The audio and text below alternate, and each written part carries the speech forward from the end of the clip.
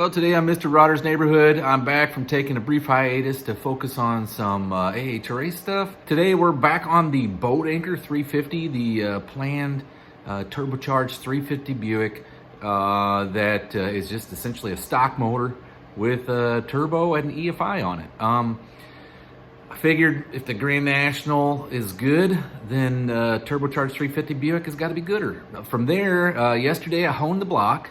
And I've cleaned up the pistons and rods pretty good. And let me tell you, if you remember this engine, it was in a Connex box for about 20 years. It had already been rebuilt at an engine rebuilder in Memphis, Tennessee.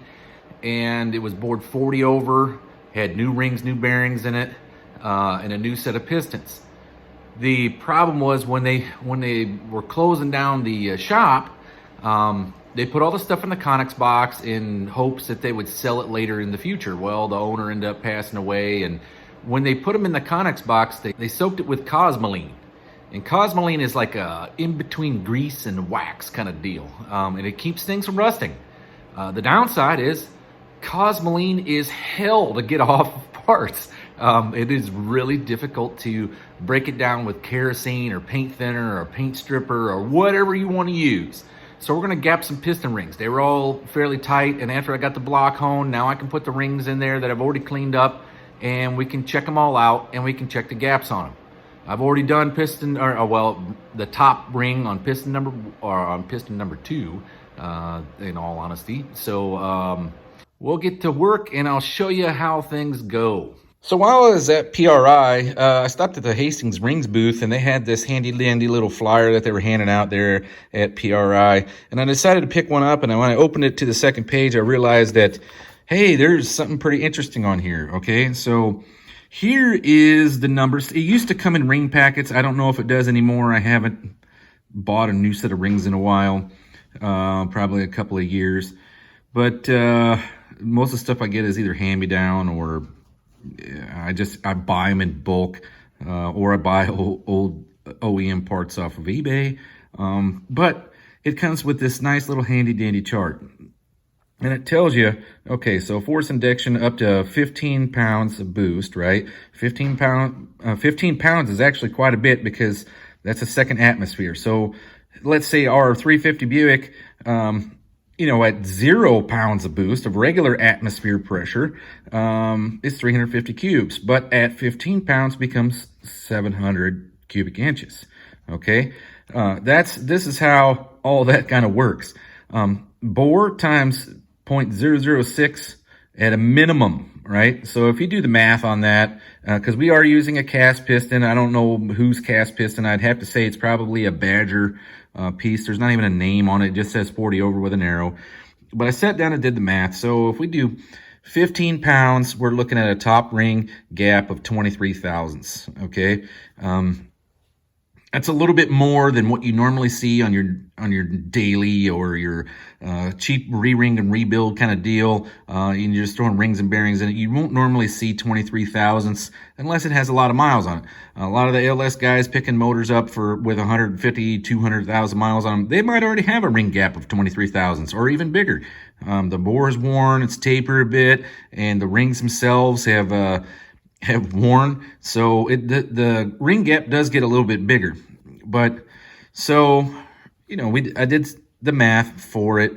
It's really, like I said, bore. Well, so your top ring is bore times 0.006 in this application, based on it being a cast piston, and then your second ring is it's going to have a little bit larger gap on the second ring. Okay, so second ring is bore times 0.0065, and that comes up with your gap, and we got a gap of 25 thousandths. Now, if we wanted to go bigger than, say, if we wanted to prep this motor for more than 15 pounds of boost, which I could easily do since it is since it is EFI, we can put E85 in it, and you can throw quite a bit of boost at it. But that number will change because the E85 doesn't generate as much heat energy as gasoline. But worst case scenario is you prep it for a gasoline setup, and then your ring gap is going to be fine for like E85 or methanol. So if you look at it here, we go up to or over 15 pounds is the bore times 0.007, and then you come over here to the second ring, bore times 0.0075. Okay, and then the oil ring, you can see pretty much they're all 15 thousandths minimum. I'm sure they're probably considerably bigger than that, but we'll check one. So I just did the math here based on what you want to do, and I think the smart thing to do is we go ahead and set it up for greater than 15 pounds. It's going to have a little bit more blow by, and that's not a problem, but it does prepare you to have, you could throw the freaking kitchen sink at this sucker if you wanted, and it won't be button rings and breaking ring lands. It is cast piston motor with stock rod bolts and a stock camshaft, so I don't think we'll ever go over 15 pounds, but hey, we got the option. Okay, so before you start, here's the basic tools I use. All right, so you got your, here is one piston ring. Normally I like to take the second ring and put it in there, but I didn't have a second ring that I wanted to just throw in the trash, because you usually end up dinging them up pretty good. But I did have an extra oil ring. So I threw this oil ring in there, and what it allows you to do is square the ring in the bore on top of the deck surface of the block. Okay, so this is what we got now. This is all of our top rings in the block, in the pistons, or in the cylinders that you plan on using them in. Now, some things that you might find is interesting is there is machining variances when they make these things. It's just the way it is. Who knows what caused it? This bore, actually, the ring gap is already 23 thousandths. The rest of them are probably like 22, because you can fight with the feeler gauge, but you can't quite get them in there. This one, though, actually goes in pretty easy. I'm assuming that this bore had a little bit more taper, so they took an extra thousandth or two out of it, and you would never notice it until you do something like this. Okay, but what you want to do is take your rings, and you can see the ring in there, and you see the dot in the top of the ring. That means that the dot is normally facing up on a top ring. Okay, so this one here is number 2. I've already filed it. It's at 23 thousandths right now, and these are just cast rings. Okay, so nothing amazing. This thing came with probably just a basic rebuilder's kit, you know, that this, whatever this company had to deal with, just buy them in bulk, and then that's what you get. Ring filer. Okay, I still use the old school ring filer. I used to do it by hand, and then I saw this one day, pretty ingenious. You just take the little, your little handle out, throw it in the trash, and you put your drill on there, and you put it on low speed. Okay, so when you're doing the rings, you want to go slow and steady. It wins the race on these things, because that ring filer is like a diamond encrusted wheel. Okay, it will take ring material off fast, so fast that you had no idea what just happened. You went from a 3 thousandths gap, you needed to take it to 25, and you touched it on there for just a couple of seconds, and the sucker's at 50 thousandths. So it's easy to ruin a set of rings if you're not careful. What I found is the cast iron ring is, it actually comes off even faster, because it is softer than, say, like a ductile iron ring or a moly-coated ring. Usually they're about the same, but I've noticed that these cast iron ones kind of chew up fast. So I think I literally touched, I counted to 3, and that was it. So big things are when you do the ring itself. Let me pull this ring out.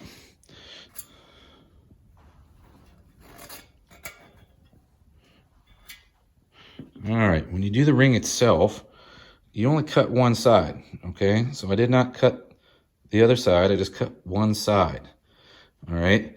And then how you do it is, you lay it in your ring filer here, and you want to turn it one way. You don't want to go multiple ways, and you line it up, and you try to get the you try to get the actual end of the ring itself perpendicular to the wheel, and you hold it in place, and you just grind that one side for just a couple of seconds. And then what you do is you take it back, put it in your block. You then Once you get it in there, let's see if I can do it with one hand.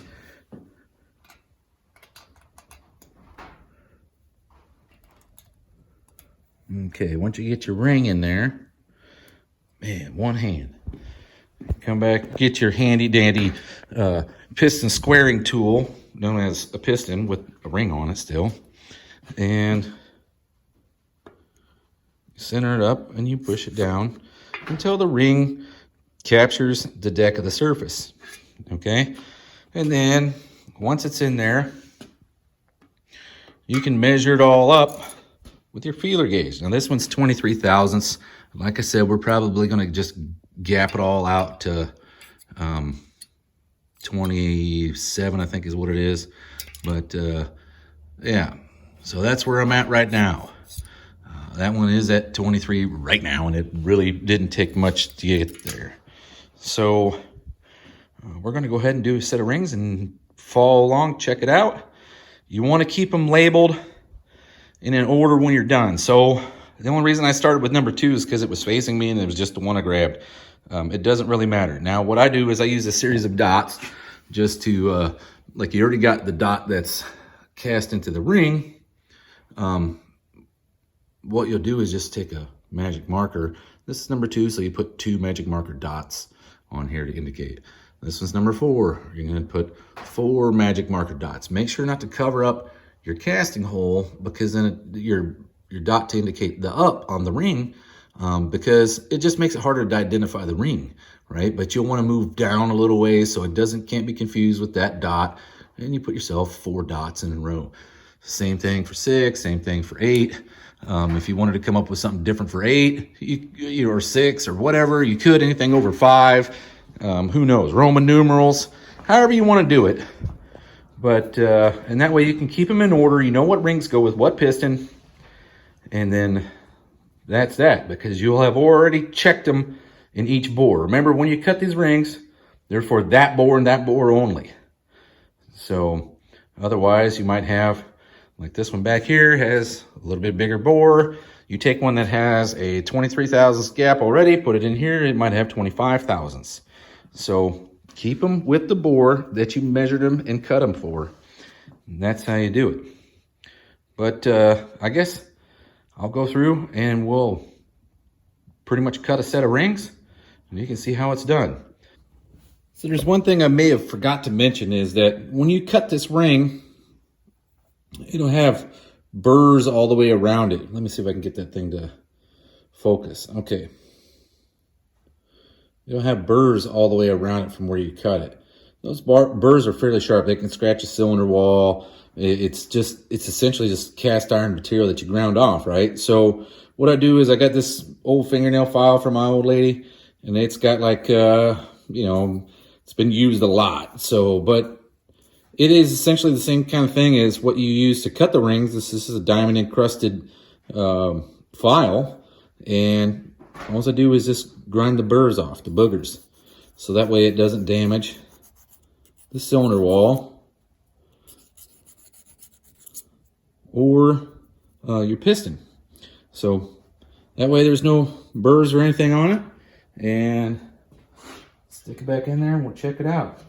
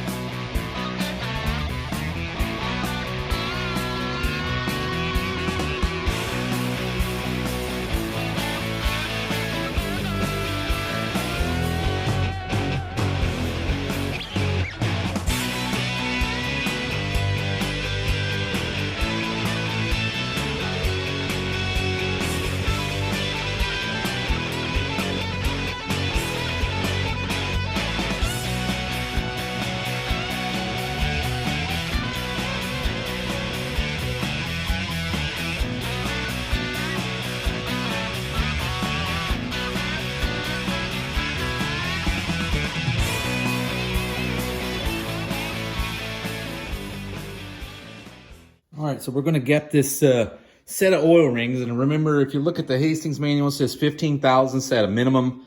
I'm sure they're probably way larger than that because these are these rings are 40 over rings.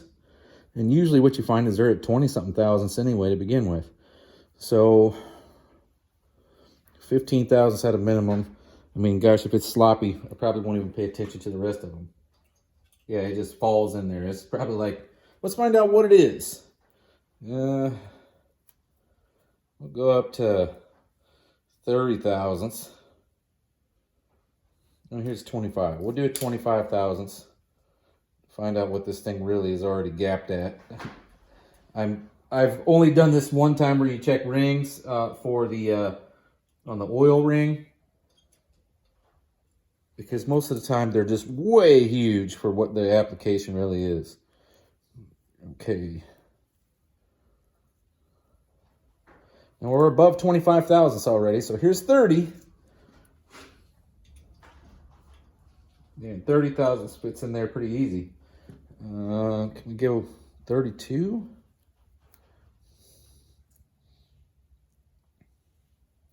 Here's the biggest one on the whole entire thing. It's 35. So let's see if it'll handle a 35. I'd say it's 35 thousandths. That's actually where it starts to get tight. So you have plenty of room generally on the oil ring. It's not really much of an issue. Like I said, I've only done it once before and it was sloppy like this before. And I thought, okay, that's just kind of common practice, I think. Now, if you get a set of file fit rings, it may be a different, it might be a different story, but these are essentially an off-the-shelf 40 over piston ring that was, it's already been bored 40. And see, technically, if it's been bored, you don't really have to do the squaring it up with this too much, because generally the bore is not tapered at the top. Now, there is a little lip to get the ring started, but once you're past that lip, you can push it in there with your fingers and kind of just get it even all the way around and measured. It's not going to be, you're not going to see a huge difference when it's a fresh bored block if the machine shop actually did what they're supposed to. So oil rings, not a big deal. Check them, but we're at 35 thousandths. We're 20 thousandths bigger, or we're over double what's the minimum required for having a gap for 15 pounds of boost or more. Now, I did kind of make it look a little bit easy because I went ahead, originally when we started, I had checked the number 2 cylinder, and I kind of came up with a pattern. What I do is, on the drill, I just literally pull the trigger wide open and then count to, in this case, was right when I got to 3, I'd let off, and it'd be really close. That would take off 3 thousandths. Okay, and when I had the initial ring set up in there, sometimes it was a little bit larger, but it wasn't humongous. It was like, you know, you might have a thousandth or something. But we're at a minimum 27 on the top, 29 on the bottom. And it should be good to go for however much boost we want to throw at it. So that's it for rings today. I'll see you later.